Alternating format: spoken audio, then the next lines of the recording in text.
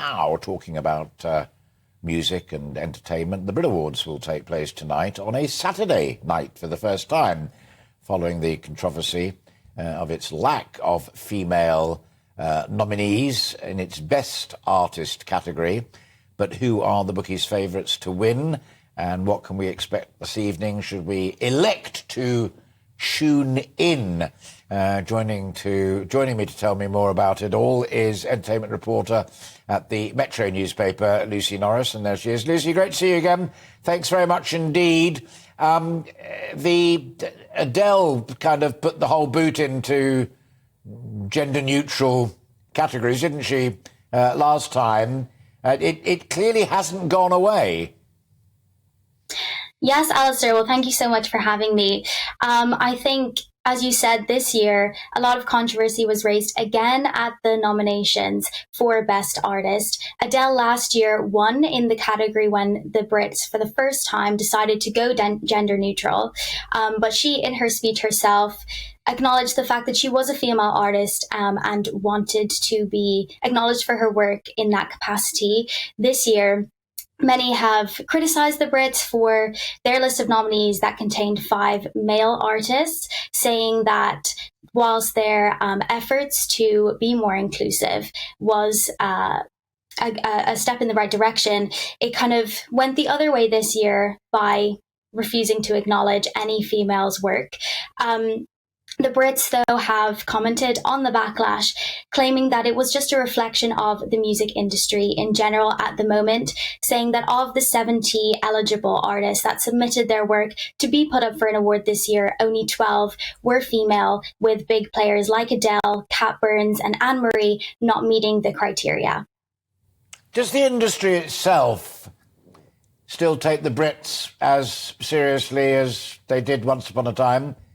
Not that long ago that the newspapers, including your own excellent newspaper, were full of coverage of the Grammy Awards, and then with the sad passing of Burt Bacharach, that gets mentioned as well. How many Oscars he won, how many Grammys, and all the rest of it. Do the Brits still matter to the industry? I feel that they do. I think any awards are always quite buzzworthy and people are very excited for them. I think it always means more to be handed more of a professional recognition for your work rather than watching numbers go up and down on screens. I think this year in particular, a lot of excitement around the Brit Awards. There's a lot of big names and a lot of exciting that are due to happen. And as we saw from the Grammys last week, a lot of people tuned in, more than was expected. And I think that having it on a Saturday night tonight is going to make a difference. And also with the inclusion of artists that have made a name for themselves on social media platforms, such as Mimi Webb and Kat Burns, who enjoyed millions of views and downloads from their tracks online, are definitely bringing in more of a younger audience, meaning that in terms of industry recognition and in terms of being able to secure those spots to be placed in front of the amount of people that you need to hear your music, I think the significance is definitely going up. Who are you hearing is going to be performing at the Brits, Lucy?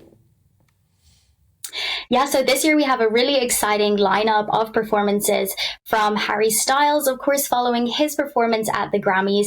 He's hoping that he won't take a tumble this time as he did last Sunday when his stage malfunctioned, but he will be back to lead the charge, as well as Lizzo, who is an American artist who is coming back to perform and is very highly anticipated. We also have Sam Smith and Kim Petras, Lewis Capaldi and Kat Burns, who I mentioned, who is also nominated as Best Newcomer for this year. Also, we have Wet Leg, who is the indie duo from the Isle of Wight, who are coming off the back of winning 2 Grammys last weekend, less than 2 years after they performed a live gig for the first time since beginning their career. Wet Leg's a great story, isn't it? I live in Hampshire, so across to the Isle of Wight, good luck to them. But I think it was only a year ago that they thought they might have a pop at it, and what a triumph it has been in such a short period of time. We wish them well and all of the rest of them. Lucy, great to see you again. Thank you very much indeed. Lucy Norris there, the entertainment correspondent for Metro.